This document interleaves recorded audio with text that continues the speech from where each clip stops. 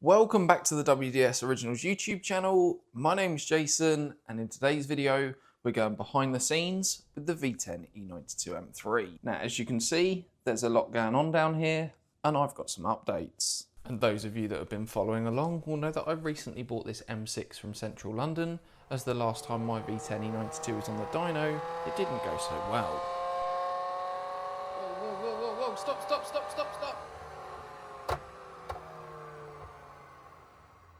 I think I need another V10. And after dropping the subframe out of this car and doing a load of work, diagnosing exactly what was going on, I found out that my V10 in my E92 M3 is actually alright. So we've bought an M6 for no reason.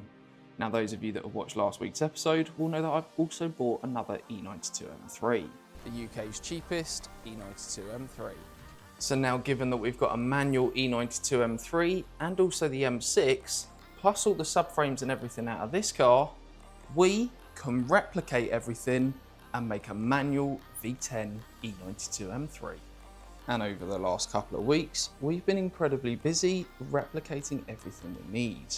We've now got jigs to make up engine arms and also all the jigs for things like subframes and gearbox mounts. So what this now means is we should be able to replicate this V10 E92 M3 into our cheap manual, meaning we'll have both the DCT V10 and also a manual V10.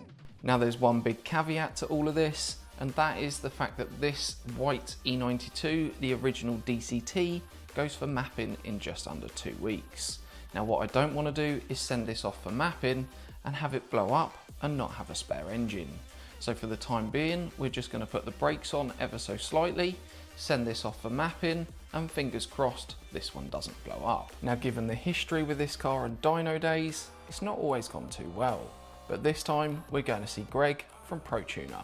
So fingers crossed he doesn't blow this car up, as I want this car done ASAP.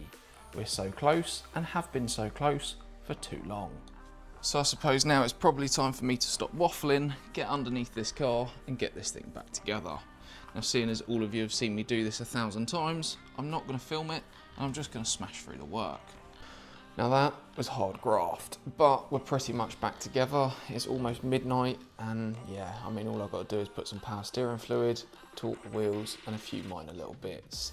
But I've just got off the phone to a really good friend of mine who's actually offered me his Goodwood Festival of Speed ticket for tomorrow.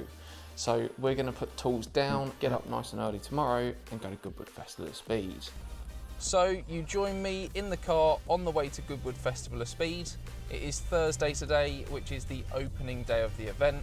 So hopefully it should be a little bit quieter, and we have set off quite late. It's just gone 9 o'clock.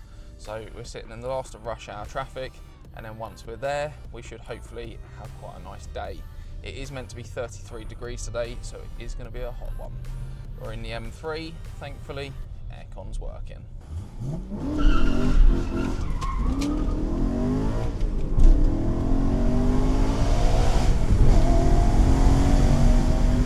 Now, if there's one thing Goodwood Festival of Speed does to me every year, is it certainly humbles me. It reminds me just how far I've got to go, with all the millionaires flying in helicopters and all the supercars in the car park. This place is like heaven. And this was just the outside. Now, once we eventually made it into the main event and battled through all these people, we headed to the white tents, where we found the most iconic motorsport pedigree cars you'll ever see in your life. Now, me being me, I naturally headed over towards the BMW tent, featuring this legendary E36 M3 GTR, and various other cars that were actually out on track at that exact moment in time. Now, I'm not going to bore you guys with countless hours of footage, but as you can see, there's almost every manufacturer displaying all their pedigree cars. And naturally, I couldn't help myself but fanboy over some of these BMW powered legends, like this McLaren F1 GTR.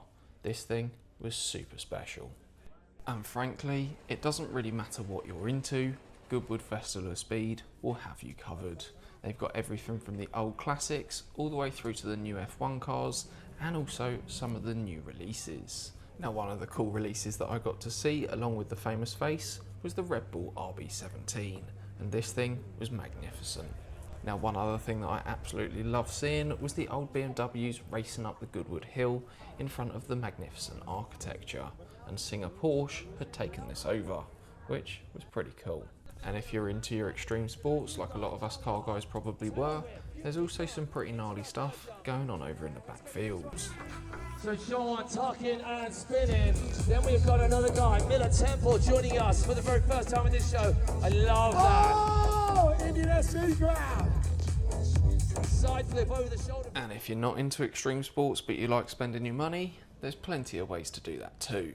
These trade stands hook you in with all their cool builds and then try and sell you some products. And this is happening at every end of the spectrum, whether it's a tool company trying to sell their tools or it's the supercar companies trying to sell their supercars. This place is pretty crazy. And overall, would I recommend it to friends and family? 100% yes. If you can deal with busy places, this place is pretty cool. Now, one place that's not quite so cool is the outside storage area at my workshop. Having said that, we have just installed a 2-poster ramp that will give us the ability to do more than one car at once. Now, I am limited with height, which is exactly why I went for this half-height 2-poster ramp supplied by Automotech Services. Now, these guys are absolutely excellent and I have to rate their customer service and also the products. They made it incredibly easy for me to get it off my trailer at my end, and also following the instructions and bolting this thing in the floor was pretty simple. So not long later, we had this thing up and running and the M6 lifted up in the air. And remember guys, if you want to stay up to date with all the builds, please don't forget to hit that subscribe button, as it also helps the channel grow. So for now, all that's left to happen is have this V10 mapped. And as I mentioned earlier, Greg from ProTuner is taking this car on the 21st of July. He's actually going to have it for a couple of days to initially put it on the dyno, set everything up, and then also take it out on the road and dial in that drivability, making sure all those DCT shifts and everything is spot on. Now, as a result of that, I don't actually have a huge amount to update you guys on for next week, and I don't want to put out a rubbish video. So we're going to skip straight to when this V10 is either mapped or, God forbid, I really hope this doesn't happen, but blown up. Let's go with the first. Let's stay optimistic. So we're going to skip straight to when this thing's actually done and sorted and everything's ready for us to do some more content actually out on the road and at racetracks and with various content creators that we've been talking to along the way.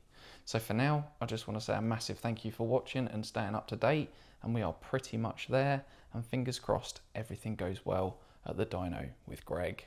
And I guess we're going to have to wait a couple of weeks to find out on the next one. Wish me luck, guys.